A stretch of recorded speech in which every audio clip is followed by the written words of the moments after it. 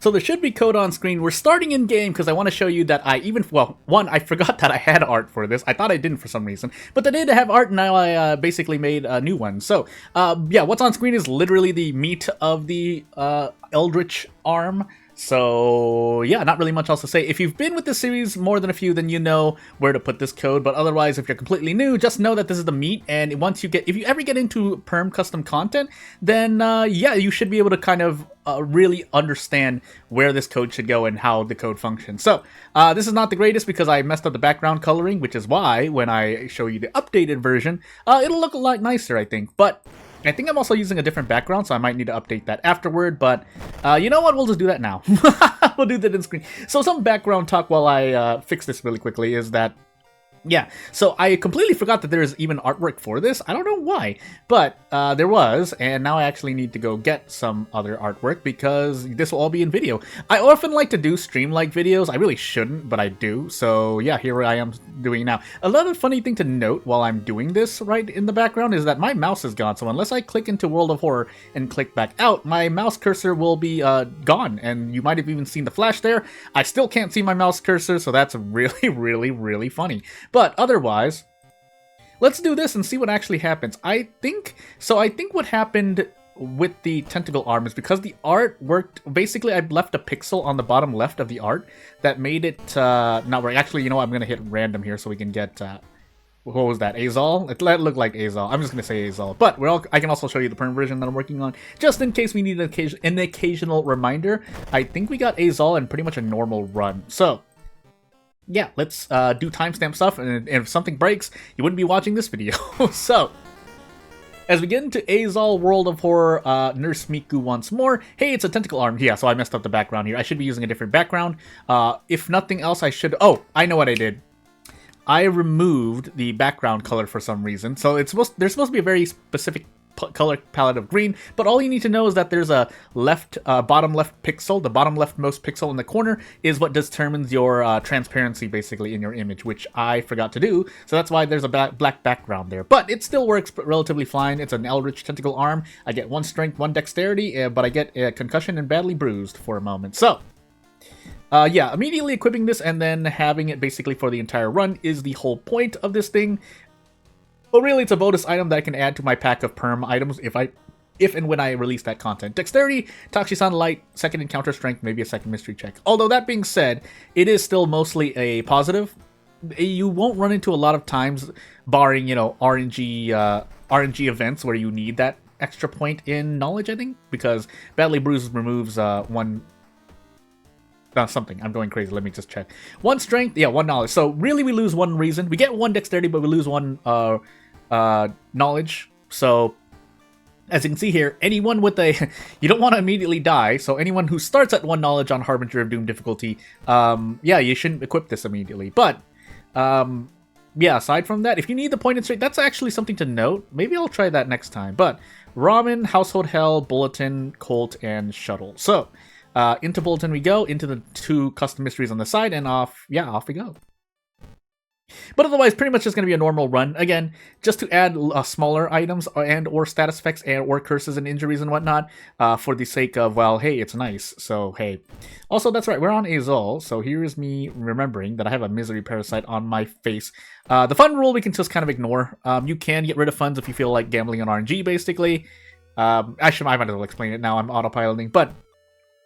So if you decide to throw away, gruesome tunnel. If you decide to throw away your 1 fund to avoid the Azal rule, you could just run to running into out of funds. So that's what I mean by RNG. If you run into out of funds before the end of the mystery, all you've done is hurt yourself even more, because the Azal penalty for 1 fund being 2 doom, it could even be 3 doom. But if you run into out of funds, you lose 5 doom, 3 stamina, or 3 reason. Take your pick.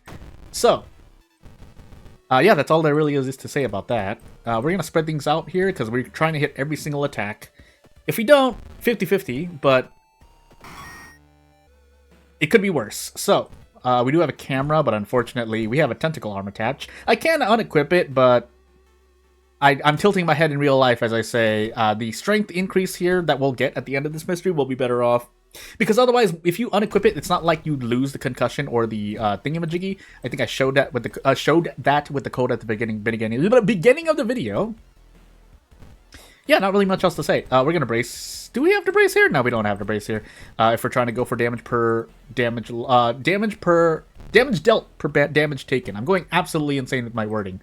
We probably take minus for all. I could throw the camera as well, but I think there's actually only 7 damage, so we're going to...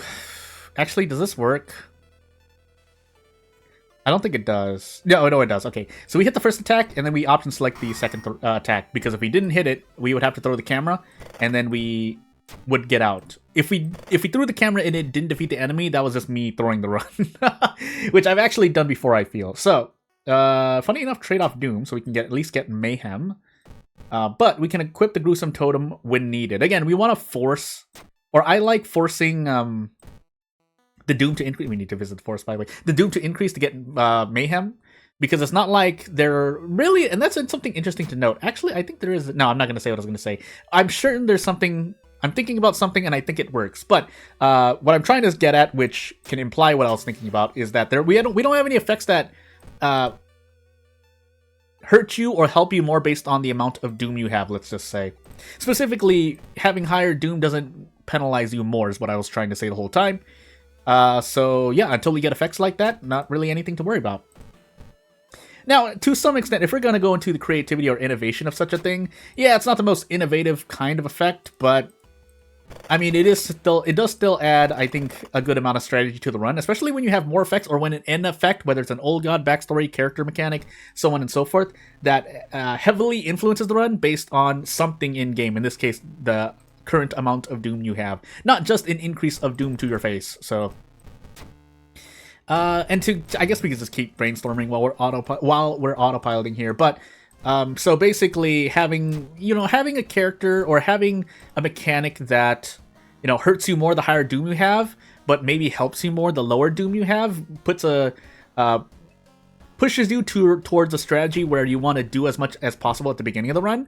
That way, you're not weak at you're not fighting Metamorphosis near the end of the run. Now, this might sound coincidentally like it helps my kind of strategy out, because I like to personally take boss mysteries first, but you can do the same in reverse, where, and we do actually have characters that function that way, but you could do it with Doom instead, is what I'm trying to say here. So with Doom, you could say, yeah, if you want to fight bosses later, because if you fight them earlier, you're very, very weak, but as Doom increases, the character becomes faster, stronger with stats, so on and so forth. Can we brace here and be relatively okay? I can throw the Eldritch Fluid if need be. Guess we're going to find out. If we don't hit this attack, we're throwing the Eldritch Fluid next turn. Okay, and then in this turn, I'm going to try going all out. We only need to hit one attack, and if we don't hit anything, I'm going to be really sad. Okay, good. That way we can throw the Eldritch Fluid and feel good about ourselves. So, as we continue onward here, what do we want to take? Probably Knowledge, just in case we run into a ghost.